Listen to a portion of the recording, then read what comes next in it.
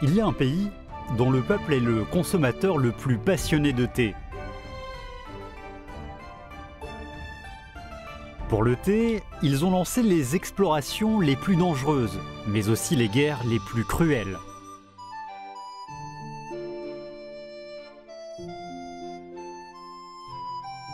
Ils maîtrisent la meilleure technique de mélange des thés et ont créé la culture du thé de l'après-midi.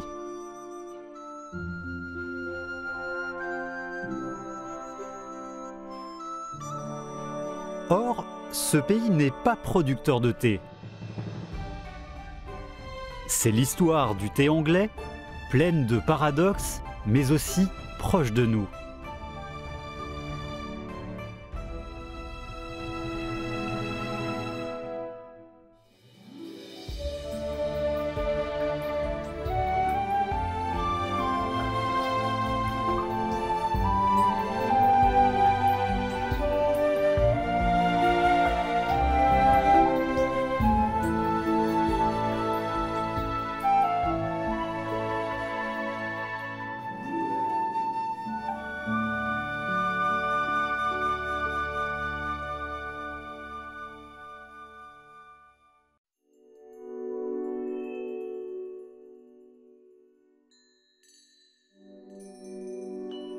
Le pays qui consomme le plus de thé par habitant n'est pas la Chine, ni l'Inde, mais le Royaume-Uni.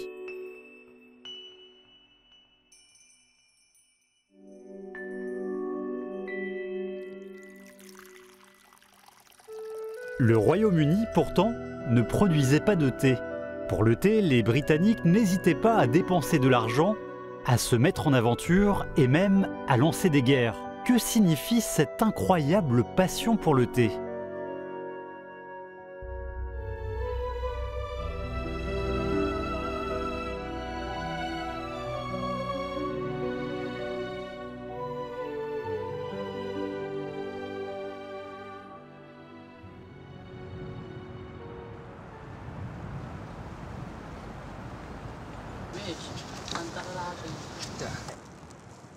Je m'appelle Yang Fan, Fan veut dire voilier.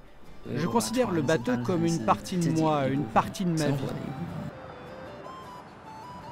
Yang Fan, un jeune de Fuzhou, est un passionné de voiliers. Son métier est de collecter des maquettes de voiliers classiques pour des musées ou des collectionneurs privés.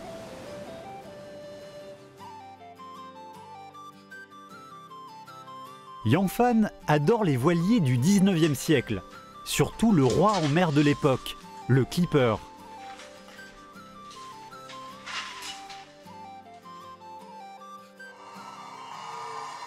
Le Clipper a été construit pour le commerce du thé.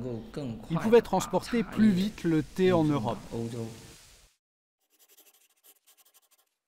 Au 19e siècle, le thé rouge et le thé oolong du Fujian étaient connus du monde entier. La plupart étaient exportés en Angleterre. Le transport se faisait principalement en clipper.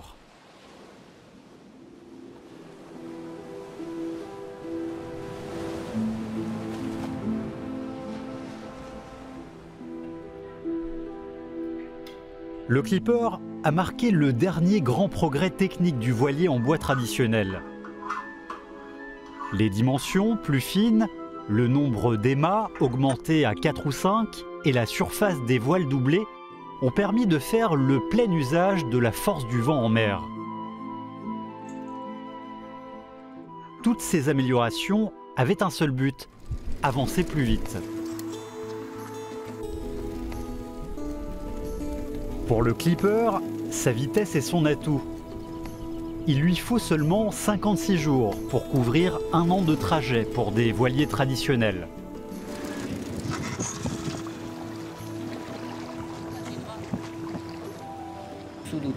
Avec une vitesse plus rapide, la coque du bateau doit supporter plus de résistance, ce qui menace sa sécurité. Au début de l'utilisation du clipper dans le commerce du thé, seulement 3 ou 4 clippers sur 10 en provenance de Fuzhou pouvaient arriver à Londres.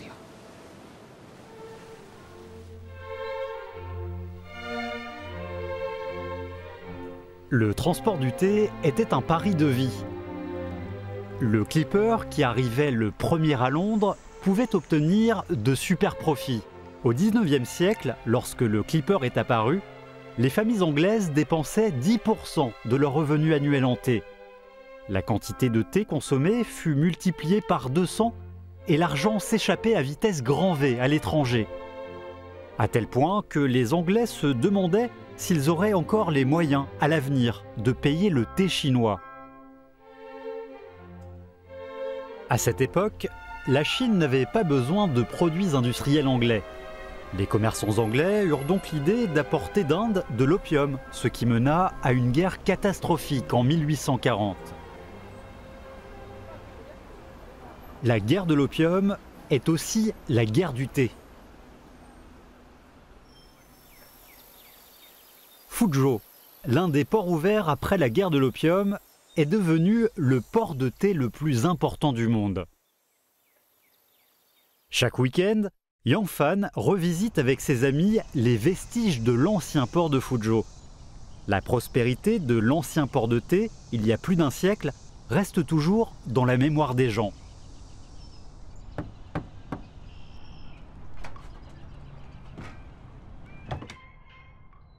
Tu habites ici depuis des dizaines d'années. Ah oui, cette maison est délabrée, mais elle a aussi des bons côtés. Et sous la dynastie Xie, il y avait ici 7 ou 8 quais, destinés principalement au thé.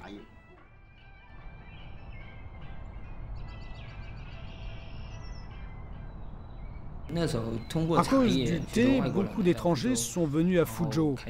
Plus de la moitié des entrepôts et des magasins étaient dans le commerce du thé.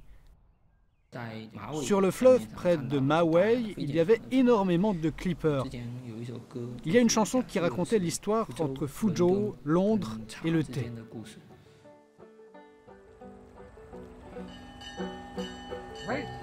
La prospérité de Fuzhou, apportée par le thé, a duré jusqu'à la fin du 19e siècle, quand le bateau à vapeur a détrôné le clipper, ancien roi en mer.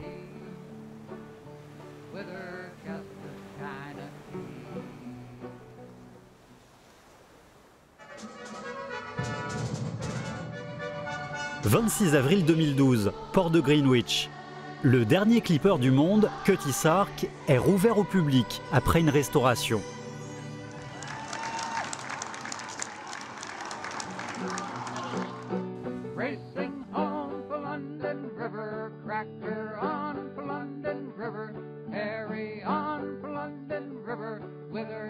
Les clippers témoignent de la prospérité du commerce du thé au 19e siècle. Moins de 200 ans après sa première rencontre avec le thé, toute l'Angleterre s'en était prise.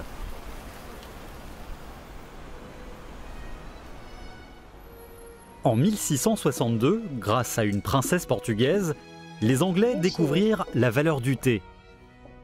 La voilà, c'est Catherine de Braganza, princesse du Portugal. On lui a trouvé un mari pour créer une alliance politique. Donc elle a été envoyée en Angleterre pour épouser cet homme-là, le roi Charles II. Jane est la conseillère du Conseil du thé britannique. Kirsty est sa nouvelle élève. Au premier cours, Jane lui raconte l'histoire de la reine Catherine.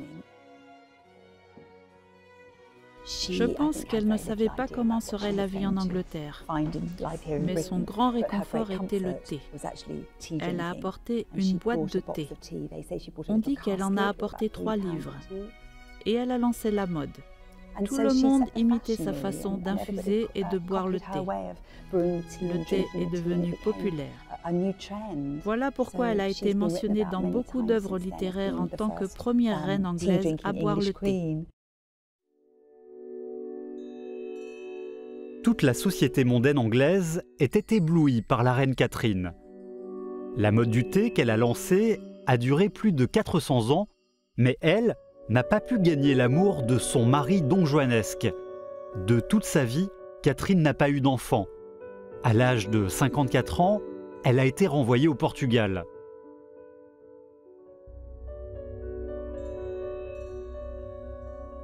Catherine ne s'attendait sans doute pas à ce que le thé, qui lui a tenu compagnie pendant sa solitude, deviendrait la seule chose qui permit aux Anglais de se souvenir d'elle. Kirsty entend raconter pour la première fois l'histoire de la reine Catherine. C'est son premier cours de thé. Elle veut trouver un travail au plus vite.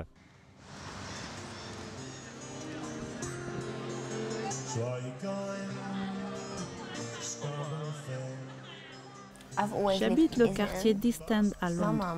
Ma mère est femme de ménage. Mon père fait un peu de tout. Quand j'étais jeune, j'aimais pas l'école. Pour mieux connaître le thé, aujourd'hui elle se rend dans un salon de thé chinois à Londres. Jen veut que Kirsty découvre le thé vert. C'est un thé issu du Shandong, la montagne Laoshan. Il est de la même catégorie que le Longjing, mais le processus est tout à fait différent. Très fines, certaines feuilles sont très grandes, mais frisées comme des ressorts. C'est très doux. Merci. Je vous en prie. Kirsty est sortie sans finir le thé. Tu as pris du café ce matin? Non, j'en vois pas. Le thé t'a donné un peu de vertige. Prends un verre d'eau. Oui, s'il vous plaît. C'est la première fois que Kirsty goûte le thé vert. Elle a du mal à s'adapter à son goût. Au XVIIe siècle, ce sont les Hollandais qui apportèrent le thé vert en Europe. On le considérait à l'époque plutôt comme un médicament et non comme une boisson.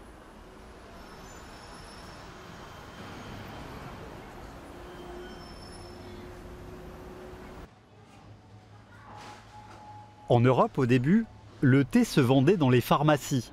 À cause de son prix élevé, il se vendait en petits sachets.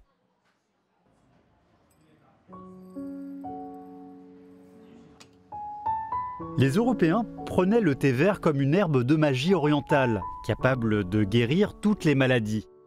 Byron, célèbre poète anglais, a beaucoup écrit sur le thé vert et était touché par cette déesse de l'arme chinoise.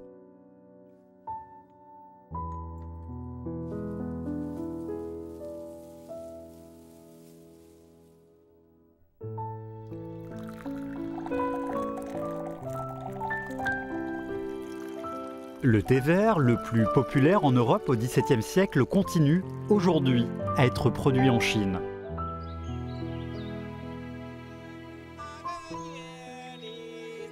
Le thé Songluo, premier thé vert exporté en Europe, est produit à Xiuning, dans la province de Lanhui, en Chine.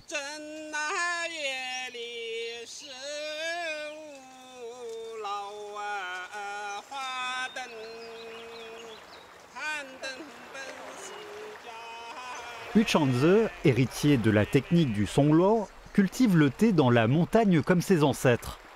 Aujourd'hui, il continue à utiliser la méthode traditionnelle de sa famille.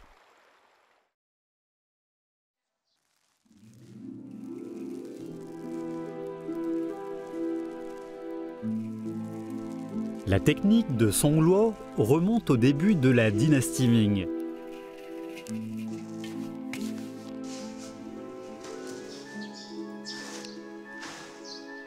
Il y a 300 ans, aux premières années du commerce du thé entre la Chine et l'Europe, Songluo était une véritable vedette.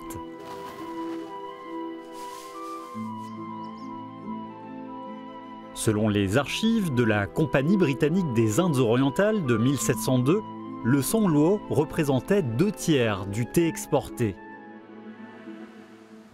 C'est de ce vieux port de Toonsea que le Songluo est parti pour l'Europe.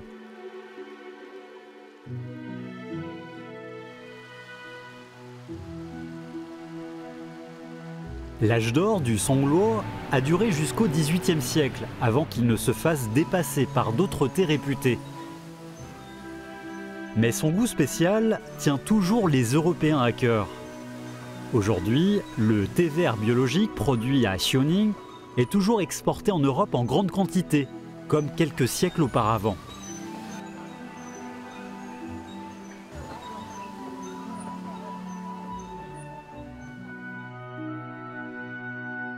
Au début du XVIIIe siècle, les Anglais ne buvaient quasiment pas de thé.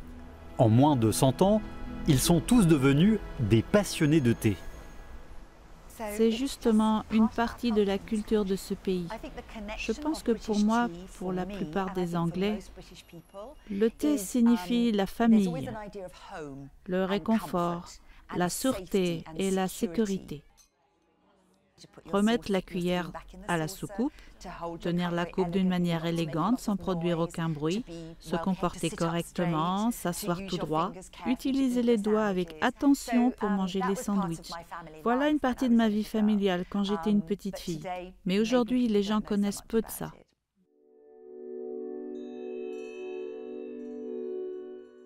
Le thé de l'après-midi est né il y a 200 ans. Les aristocrates anglaises ne prenaient que le petit déjeuner et le dîner. Pour endurer la faim dans le long intervalle entre les deux repas, la duchesse de Bedford trouva une solution. Partager avec des amis quelques tranches de pain tartinées de beurre ou de confiture avec du thé chinois. Le thé de l'après-midi est devenu la mode dans le milieu aristocrate et s'est répandu parmi les masses.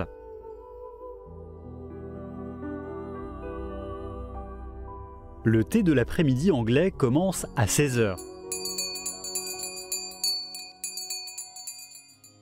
L'hôtesse accueille les invités dans la chambre la mieux arrangée avec son meilleur thé et son meilleur service à thé. Elle sert d'abord du thé, puis ajoute du lait.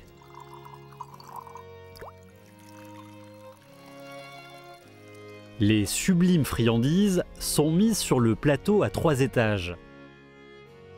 Du bas vers le haut, leur goût va du salé au sucré, du léger au fort. Depuis le XVIIIe siècle, à la place du thé vert, le thé rouge tient le rôle principal du thé de l'après-midi. Le liquide infusé du thé rouge ressemble au vin. Il peut être fusionné avec du lait, du sucre et même des épices, c'est-à-dire plus adapté au goût des Européens. Vers 1850 en Angleterre, la révolution industrielle était en cours. Infuser le thé de l'eau bouillante pouvait tuer les bactéries et ainsi améliorer la santé des ouvriers. Les ivrognes étaient aussi moins nombreux. Pendant la révolution industrielle, le thé s'est intégré dans la vie quotidienne des Anglais. Grâce au thé, l'après-midi devient un moment riche et élégant.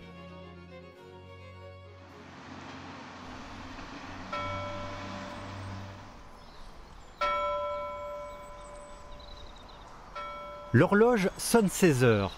Le temps s'arrête pour le thé. Chaque Anglais boit en moyenne 3 tasses de thé par jour. Le meilleur thé de l'après-midi anglais ne se trouve pas dans les hôtels 5 étoiles, mais au Betty's Tea Room à Arrowcrate dans le Yorkshire, dans le nord de l'Angleterre.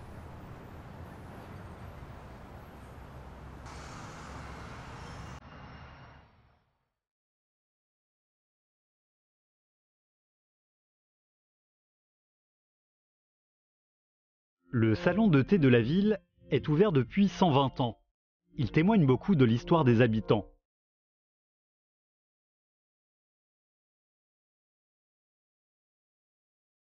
Cette table était réservée à la famille de David, mais ils ne sont pas venus pendant longtemps. David était client du Betty's pendant plus de 40 ans. Après la mort de sa femme il y a 6 ans, David n'y est jamais revenu, de peur de se retrouver seul à la table sans Sylvia.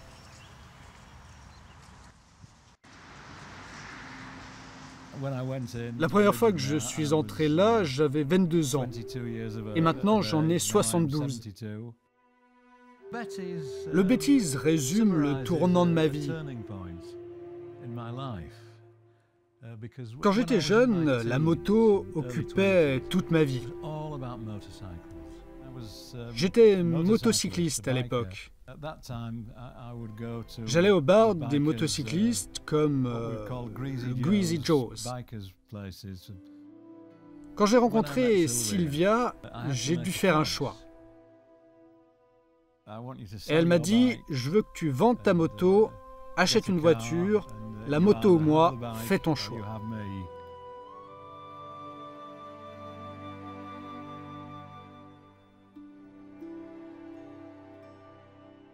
Depuis, David accompagnait sa femme boire du thé au Bétis. Parents de 3 enfants, ils ont vécu ensemble pendant 46 ans. Le thé les accompagnait les après-midi et à vieillir. Il a changé aussi, cet ancien motocycliste passionné de bière et de rock.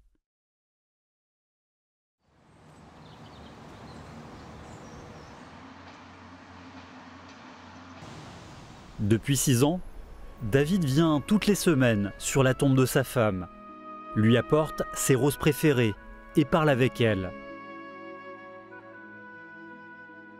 Elle est tombée malade et est morte 5 mois après le diagnostic. C'était terrible.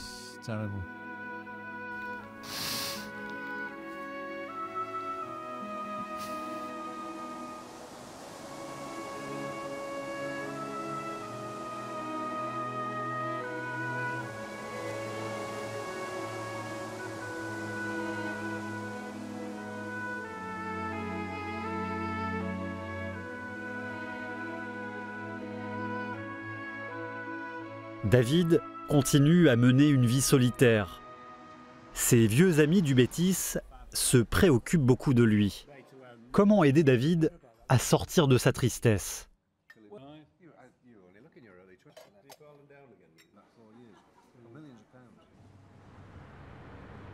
Ce jour-là, ses amis lui ont apporté une moto de champion, montée à la main dans les années 1960, la préférée de David quand il était jeune.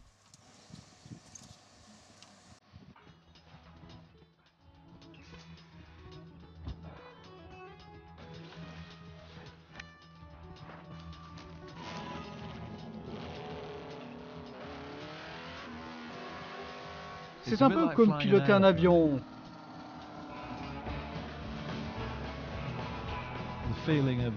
La vitesse et la puissance sont immenses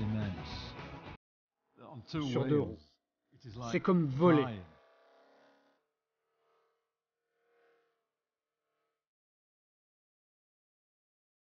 On dirait que David retrouve un peu sa jeunesse. Le week-end, il est invité à dîner. Et cette fois, il ne refuse pas.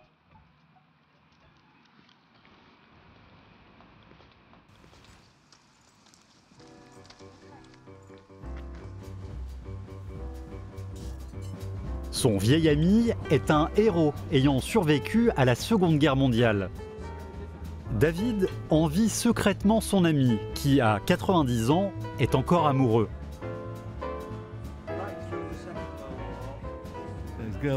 Bob a 92 ans et sa copine Jill 80 ans. Mais ils ont l'air d'être du même âge. C'est une très belle femme. Je pense que peut-être je chercherai une autre Sylvia, mais je ne la trouverai jamais. Beaucoup de couples n'ont pas vécu ensemble aussi longtemps que nous. 46 ans, c'est long. Je ne dois pas me plaindre.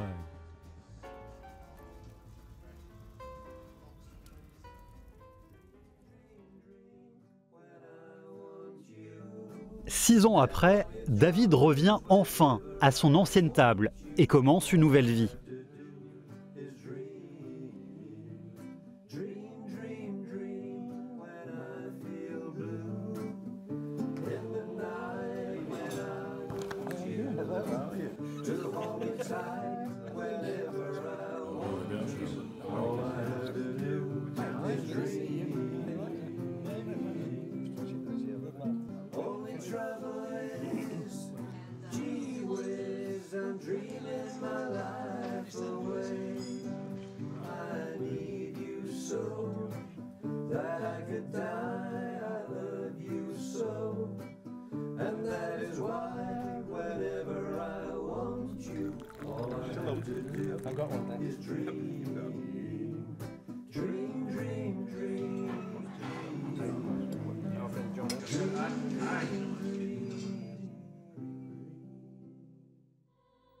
David sort avec une dame qui aime aussi boire le thé. Il est persuadé que son vrai amour est lié.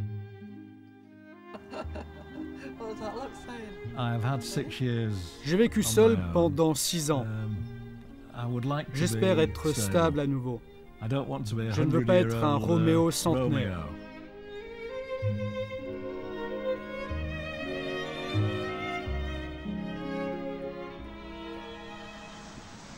Londres. Dans l'après-midi, Jane continue à donner ses cours de thé dans son appartement. Jane a été professeure d'anglais il y a 30 ans.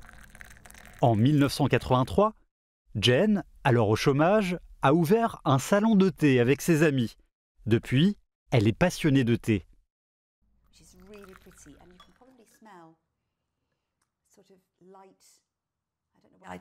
J'essaye de planter du thé chez moi. C'est très intéressant. Je vais vous montrer. Il grandit plus vite dedans. Le sol est acide. Tu vois comment les nouvelles feuilles sont en train de pousser? Un petit bourgeon très petit se forme là. Le thé n'est pas qu'une simple boisson, il est plus qu'une boisson. Il étanche votre soif et plaît à vos papilles gustatives.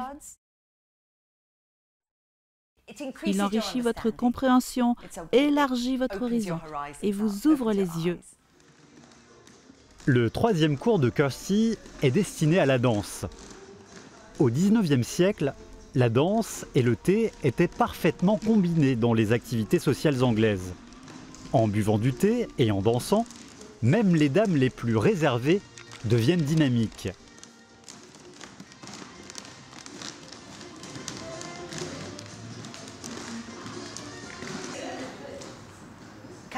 Kirsty est timide. J'espère qu'apprendre les choses nouvelles lui donnera plus confiance en elle. Kirsty a grandi dans un bidonville de Londres. Elle n'a jamais assisté à un bal de thé, elle ne sait pas danser non plus. Bien qu'elle n'ait pas trouvé de travail, le thé et la danse la rendent plus optimiste.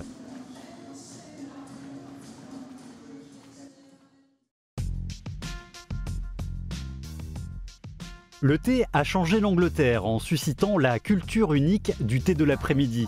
Aujourd'hui, à l'autre bout de la Terre, des gens à la mode commencent à prendre la même habitude que les Anglais. Le thé, avec un air anglais, revient à son pays d'origine, la Chine.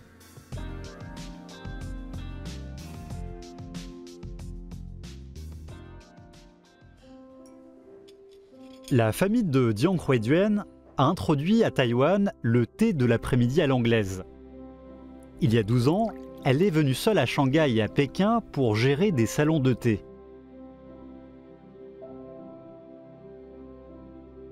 Quand je suis venue en Chine continentale, je n'avais aucune espérance. J'étais jeune et c'était la première fois que je venais à Shanghai. Je voulais seulement essayer.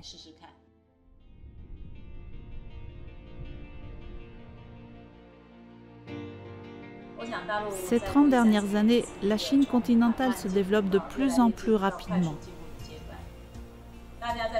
On commence à se préoccuper de cette rapidité. Ne veut-on pas lire tranquillement quelque part? Ne voit-on pas les fleurs juste à ses côtés? Le thé a un goût tellement spécial. Personne ne l'aime?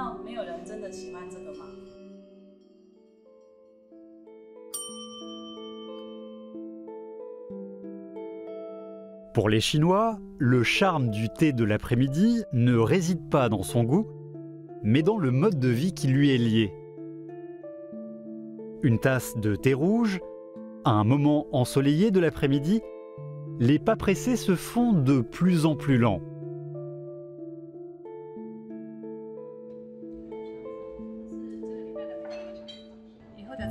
Remplis un tiers, comme ça, les clients peuvent sentir l'arôme.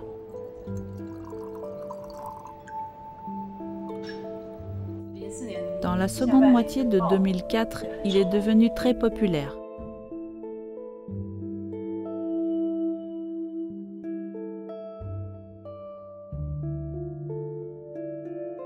Quand vous êtes assis pour prendre du thé, c'est le moment du thé de l'après-midi.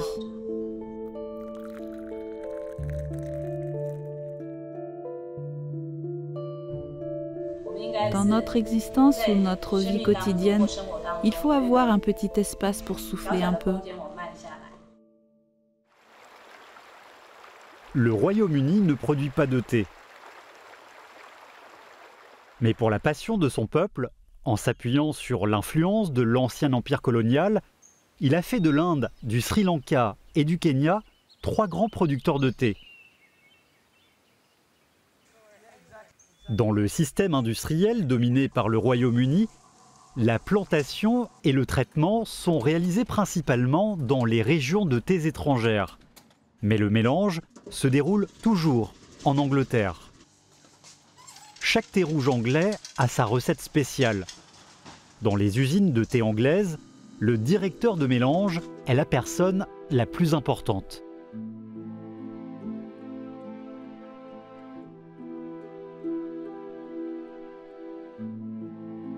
Les goûts fondamentaux dont vous devez vous éloigner sont l'ail, l'oignon fort et tous les aliments qui peuvent rester sur vos papilles gustatives.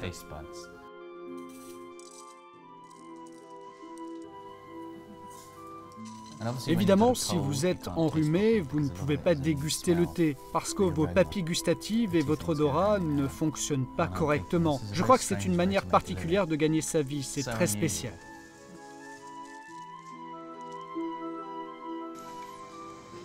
Mike travaille à l'usine de thé Twinings depuis 25 ans. Il est la plus haute autorité pour la dégustation et le mélange du thé.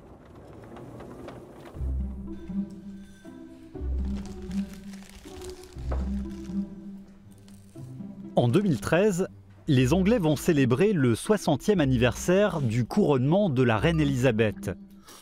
Le mélange du thé est confié encore une fois à Twinings et Mike en est le responsable. Pour Mike, c'est la mission la plus difficile en 25 ans de carrière. Il va demander de l'aide à quelqu'un.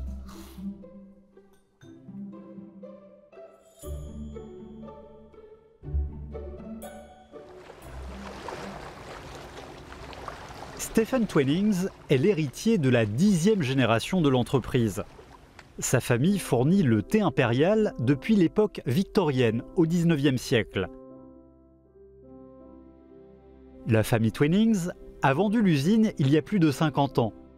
La plupart des membres de la famille sont entrés dans d'autres métiers, sauf Stephen. Je préfère me décrire moi-même comme un ambassadeur global de Twinings. Je veux faire connaître aux gens ce cadeau merveilleux de la nature, le thé. En tant qu'héritier de la famille Twinings, la connaissance de Stephen du goût impérial pourrait aider Mike à trouver la bonne voie.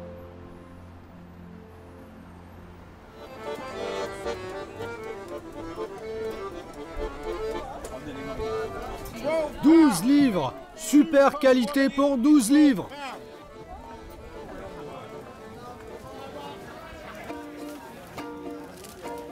Les fleurs sont les lutins de la joie. Mike pense qu'il faut mélanger des fleurs dans le thé. Une présentation festive correspond bien à l'atmosphère du 60e anniversaire du couronnement de la reine.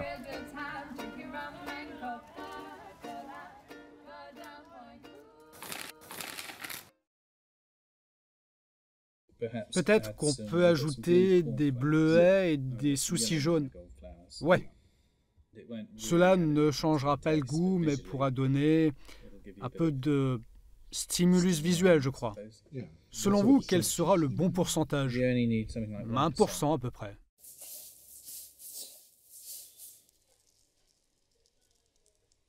Donc il n'y a pas d'arôme. Oui, je veux dire que j'aime bien cette idée.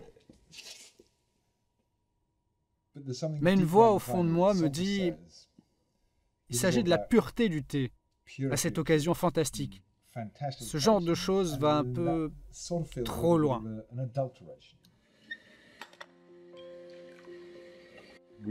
On se demande toujours, est-ce qu'on peut rendre ça meilleur? Mais il faut bien savoir ce que veut dire meilleur. Parfois, si on ajoute plus d'ingrédients, mais qu'ils nuisent à la beauté originale du thé, alors il faut les abandonner. Ils ne rendent pas le thé meilleur. Ils peuvent donner une apparence plus belle et attirante, mais ils nuisent à l'ensemble du thé. et détruisent la beauté la plus simple.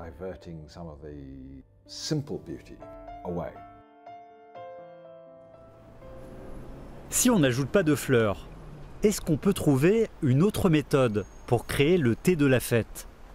Pour l'instant, ils n'en ont aucune idée.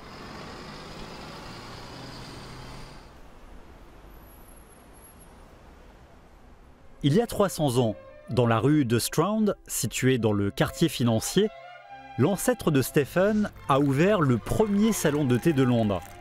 Stephen cherche souvent de l'inspiration ici.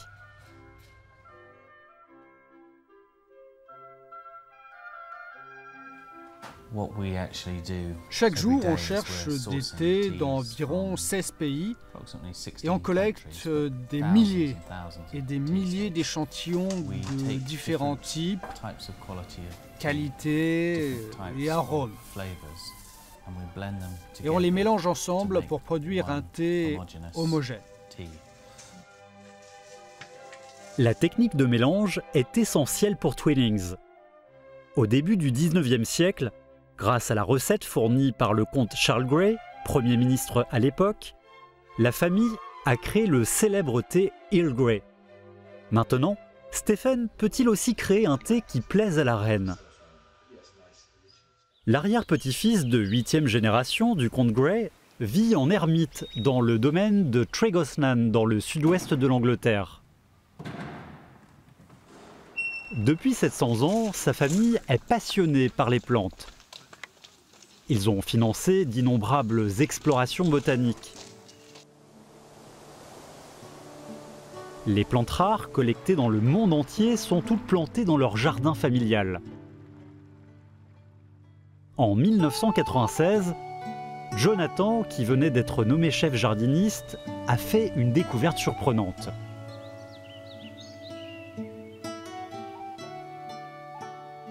C'était un moment incroyable. Les camélias ont fait leur entrée ici. C'est un arbre chinois, il est très rare et très cher. Et maintenant, ils sont plantés ici.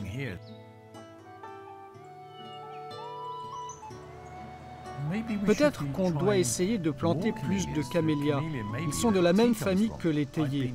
J'ai visité des plantations de thé, je me suis demandé pourquoi pas planter des théiers.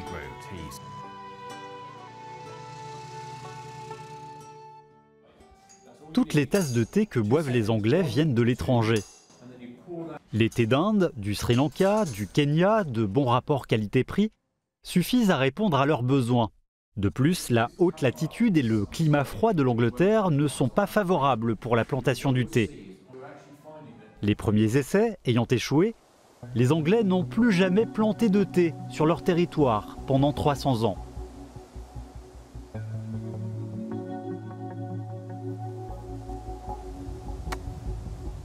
Tout le monde dit que c'est fou. Quand on a commencé à planter du thé, les gens disaient « c'est impossible, vous ne pouvez pas planter de thé en Angleterre, ça ne fonctionnera jamais ». On ne comprend pas pourquoi Jonathan plante du thé. Mais son ami Tom croit que c'est une bonne idée de planter du thé en Angleterre. Ces deux amis ont tous un esprit d'aventure. Tom participe souvent à des reality shows et est connu parmi les spectateurs. Il vit dans la forêt. Le week-end, Jonathan va chez lui boire du thé et parler avec lui.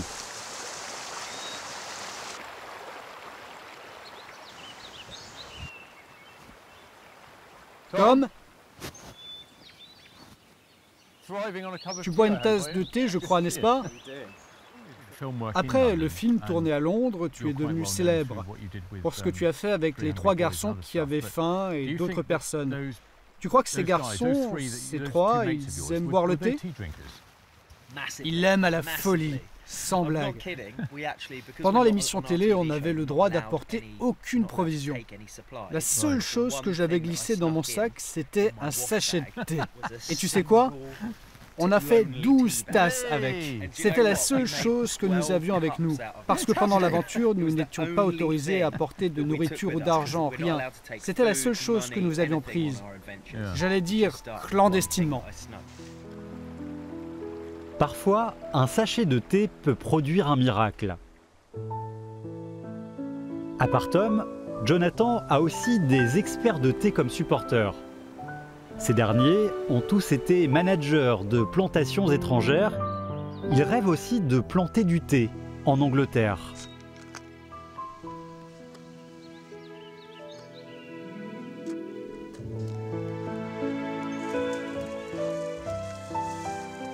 Après 10 ans d'efforts, Jonathan a récolté les premières feuilles de thé proprement anglaises. Bien qu'elles rapportent peu et restent inconnues du grand public, Tregosnan est la seule plantation d'Angleterre.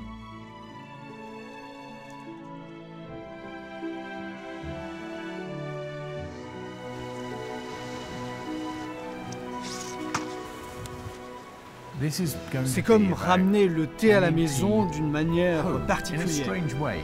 Ici, c'est la maison du thé. On permet aux Anglais de boire du thé anglais pour la première fois. C'est ça qu'on fait.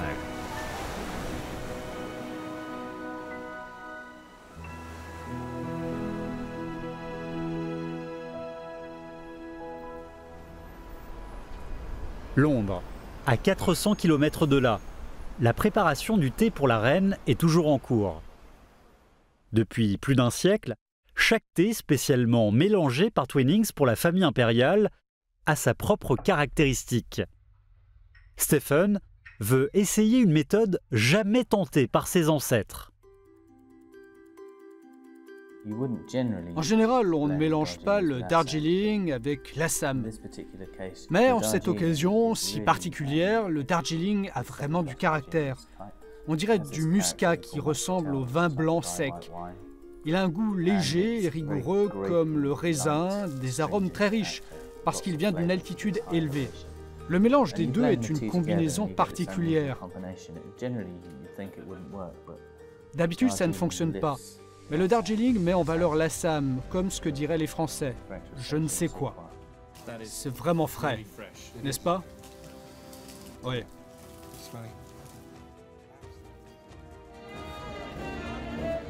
Aujourd'hui, au palais de Buckingham, le thé spécial pour le 60e anniversaire du couronnement de la reine est présenté au public pour la première fois.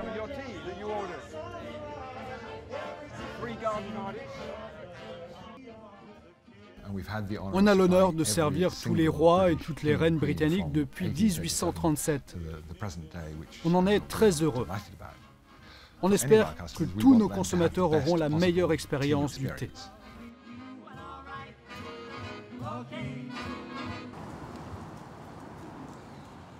Kirsty apprend l'art du thé depuis 3 mois. Aujourd'hui, c'est son dernier cours, un bal de thé. L'hôtel Waldorf de Londres organise chaque mois un bal de thé. Aujourd'hui, le bal de thé, très populaire au XIXe siècle, a quasiment disparu. L'hôtel Waldorf est le seul hôtel 5 étoiles à garder cette coutume ancienne.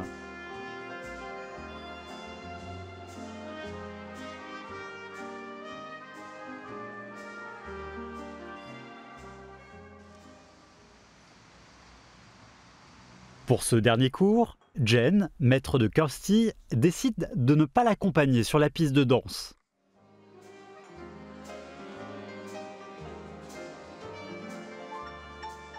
Parfois, il faut passer à la prochaine étape de sa vie. Il est temps d'avancer.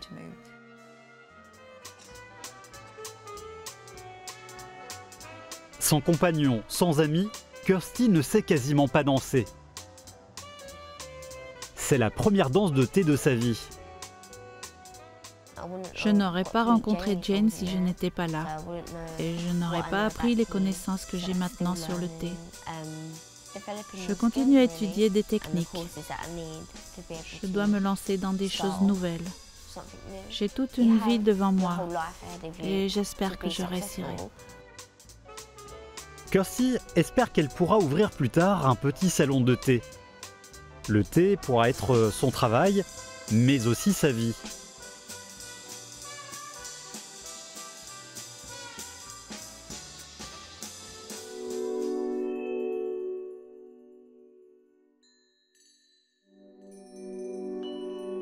Le thé est le meilleur compagnon des gens sous le soleil de l'après-midi. Dans le thé anglais se reflètent des vicissitudes de l'histoire. La rencontre du continent avec l'océan, de l'Orient avec l'Occident, qui ont influencé le cours de la civilisation humaine. Aujourd'hui, n'étant plus une marchandise qui a changé le monde, le thé retourne à son origine, un mode de vie artistique, une boisson capable de faire communiquer les âmes.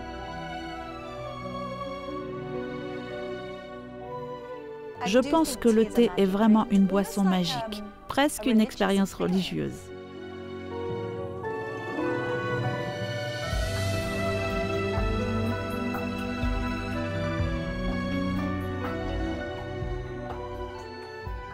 Il nous permet de garder le sang-froid. Quand on est surchauffé, il nous calme. Quand on est déprimé, il nous dynamise. Il nous permet d'avancer et d'élargir notre horizon. Il nous apprend à vivre.